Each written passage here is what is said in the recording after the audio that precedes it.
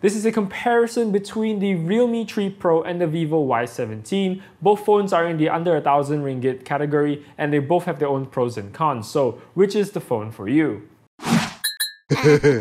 Both phones have a very similar design on the front. They both have a teardrop style notch housing a single front facing camera. They both also use micro USB and have a headphone jack. On the back of the phones is where things get a little bit different. The Vivo Y17 comes in two colors, which is Mystic Purple and Mineral Blue, and it has a triple camera setup. The Realme 3 Pro comes in three colors, which is Lightning Purple, Nitro Blue, and Carbon Gray. It also has a dual camera setup instead, and the back is slightly curved, so it really fits well in hand.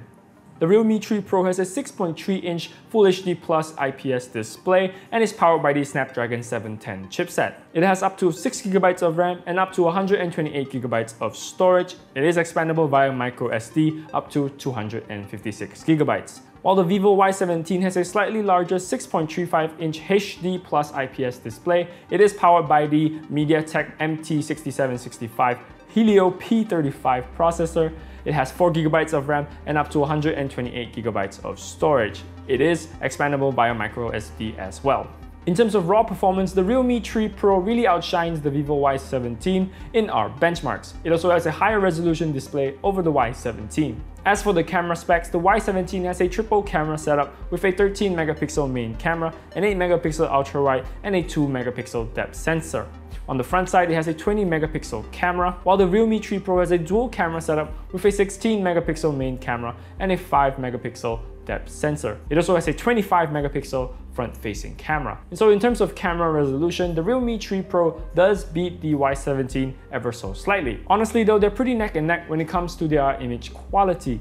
We'll have some sample images up so you can judge for yourself, but the Y17 does have an extra ultra-wide angle camera, so if you're ever in need of that, then the Y17 might be a better option. Moving on to their battery performance, in our testing, the Realme 3 Pro lasted about 7 to 8 hours of screen on time at maximum brightness.